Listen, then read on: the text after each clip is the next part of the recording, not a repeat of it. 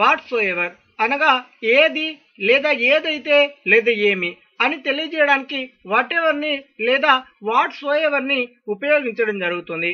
She believes him whatever he says. అతడు ఏది చెప్పినా ఆమె అతన్ని నమ్ముతుంది. Whatever is on the table is mine. Table పైన ఏదైతే ఉందో అది నాది. ఇలా ఏది లేదా ఏదైతే లేదా ఏమి అనేటువంటి పదాలని తెలియజేయడానికి వాట్ ఎవర్ని లేదా వాట్ సో ఎవర్ని ఉపయోగించడం జరుగుతుంది. వెన్ ఎవర్ లేదా వెన్ సో ఎవర్ అనగా అప్పుడల్లా. Whenever you come here you meet me. మీరు ఇక్కడికి వచ్చినప్పుడల్లా నన్ను కలవండి. ఇలా ఏదైనా ఒక పనిని చేసినప్పుడల్లా అనేటువంటి పదాన్ని తెలియజేయడానికి వెన్ ఎవర్ లేదా వెన్ సో ఎవర్ని ఉపయోగించడం జరుగుతుంది. విచ్ ఎవర్ లేదా విచ్ సో ఎవర్ అనగా ఏ. You can buy a pen whichever you like. నీకు ఏ పెన్ను నచ్చితే అది కొనుక్కోండి. ఇలా ఏ అనేటువంటి పదాన్ని తెలియజేయడానికి విచ్ ఎవర్ లేదా విచ్ సో ఎవర్ అనేటువంటి పదాన్ని ఉపయోగించడం జరుగుతుంది. Wherever wear so ever అనగా ఎక్కడికి లేదా ఎక్కడైతే అని తెలియజేయడానికి వేరెవర్ని లేదా వేర్ సో ఎవర్ని ఉపయోగించడం జరుగుతుంది. I will come wherever you go. నువ్వు ఎక్కడికి వెళ్తే నేను అక్కడికి వస్తా. ఇలా ఎక్కడికి లేదా ఎక్కడైతే అని తెలియజేయడానికి వేరెవర్ లేదా వేర్ సో ఎవర్ని ఉపయోగించడం జరుగుతుంది. ఎక్కడైతే అనేటువంటి పదాలతో ఒక సెంటెన్స్ చూడండి. I am going wherever you lost. నువ్వు ఎక్కడైతే పోగొట్టుకున్నావో అక్కడికే నేను వెళ్తున్నాను. ఇలా ఎక్కడైతే అని తెలియజేయడానికి కూడా వేరెవర్ వేర్ సో ఎవర్ని ఉపయోగించడం జరుగుతుంది. హౌఎవర్ అనగా ఎలా లేదా ఎలాగైతే.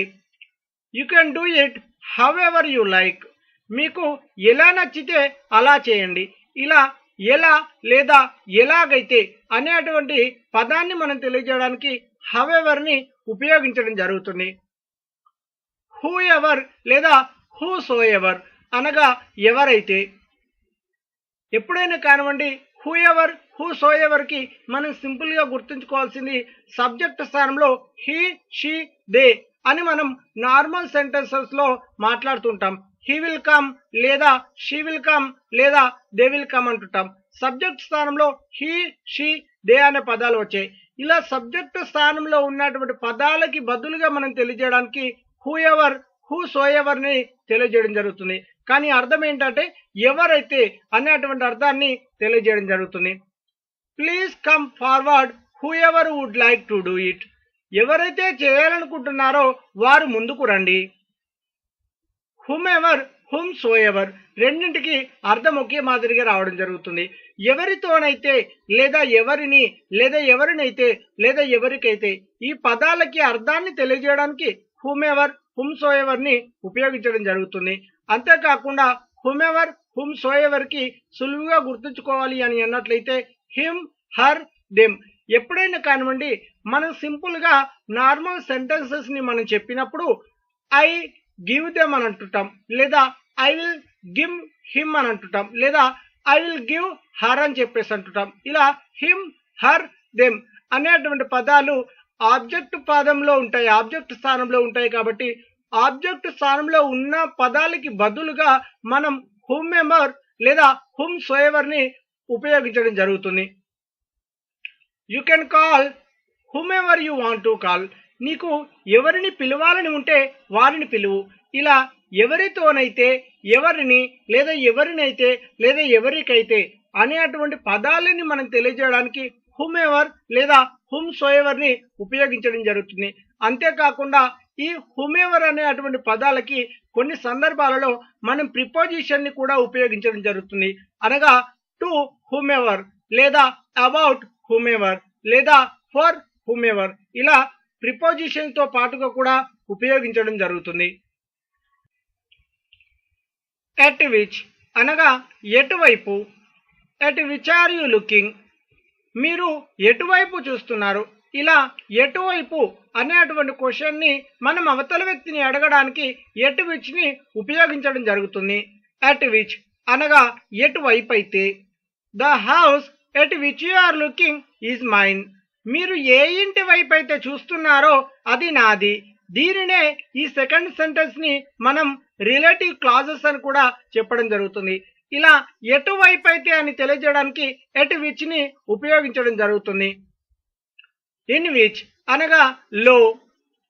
In which house do you live, మీరు ఏ ఇంట్లో ఉంటారు. ఇలా లో అనేటువంటి పదాన్ని మనం క్వశ్చన్ రూపంలో అడగడానికి ఇన్ విచ్ ని ఉపయోగించడం జరుగుతుంది.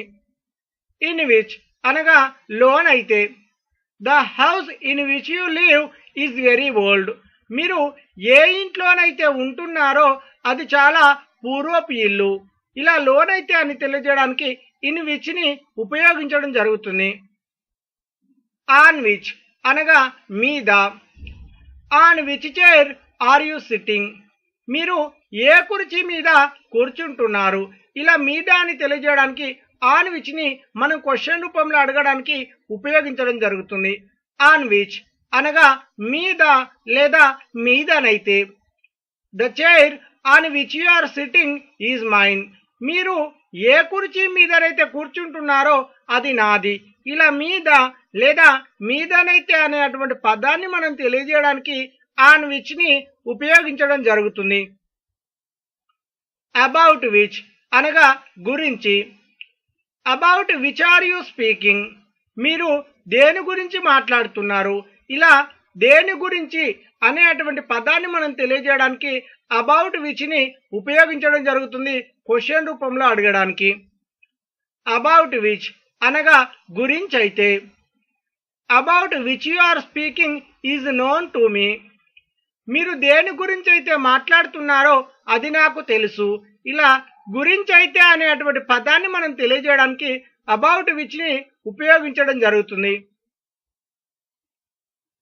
విత్ విచ్ అనగా తో, with which pen or you writing, మీరు ఏ పెన్నుతో వ్రాస్తున్నారు. ఇలా దేనితో అనేటువంటి పదాన్ని మనం తెలియజేయడానికి క్వశ్చన్ రూపంలో అడగడానికి విత్ విచ్ ని ఉపయోగించడం జరుగుతుంది. విత్ విచ్ అనగా తోనైతే, the pen with which you are writing is not yours, మీరు ఏ పెన్నుతోనైతే వ్రాస్తున్నారో అది మీది కాదు.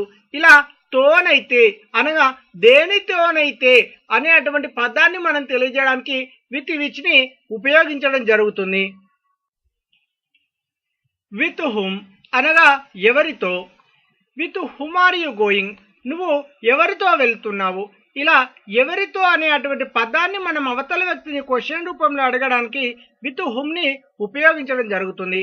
విత్ హుమ్ అనగా ఎవరితోనైతే, the person with whom you are going is my friend, మీరు ఎవరితోనైతే వెళ్తున్నారో అతడు నా స్నేహితుడు.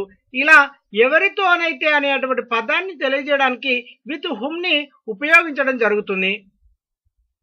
ఫర్ హుమ్ అనగా ఎవరి కోసం, for whom are you waiting, మీరు ఎవరి కోసం ఎదురు చూస్తున్నారు. ఇలా ఎవరి కోసం అనేటువంటి క్వశ్చన్ ని మనం అవతల వ్యక్తిని అడగడానికి ఫర్ హుమ్ ని ఉపయోగించడం జరుగుతుంది. ఫర్ హుమ్ అనగా ఎవరి కోసమైతే, the person for whom you are looking is my boss, మీరు ఎవరి కోసమైతే చూస్తున్నారో అతడు మా బాస్. ఇలా ఎవరి కోసమైతే అనేటువంటి పదాన్ని తెలియజేయడానికి ఫర్ హుమ్ ని ఉపయోగించడం జరుగుతుంది. ఫర్ వాట్ అనగా దేనికోసం, for what are you looking, మీరు దేనికోసం చూస్తున్నారు. ఇలా దేనికోసం అనేటువంటి పదాన్ని మనం క్వశ్చన్ రూపంలో అడగడానికి ఫర్ వాట్ ని ఉపయోగించడం జరుగుతుంది. ఫర్ వాట్ అనగా దేనికోసమైతే, the thing for what you are asking is mine, మీరు దేనికోసమైతే అడుగుతున్నారో అది నాది. ఇలా దేనికోసమైతే అనేటువంటి పదాన్ని తెలియజేయడానికి ఫర్ వాట్ ని ఉపయోగించడం జరుగుతుంది. సిన్స్ వెన్ అనగా ఎప్పటి నుండి, since when have you been playing, నువ్వు ఎప్పటి నుండి ఆడుతున్నావు. ఇలా ఎప్పటి నుండి అని తెలియజేయడానికి సిన్స్ వెన్ ని లేదా హౌ లాంగ్ ని ఉపయోగించడం జరుగుతుంది. అంటిల్ వెన్ అనగా ఎప్పటి వరకు, until when do you wait for me, ఎప్పటి వరకు నువ్వు నా కోసం ఎదురు చూస్తావు. ఇలా ఎప్పటి వరకు అనేటువంటి క్వశ్చన్ అడగడానికి అంటిల్ వెన్ ని ఉపయోగించడం జరుగుతుంది.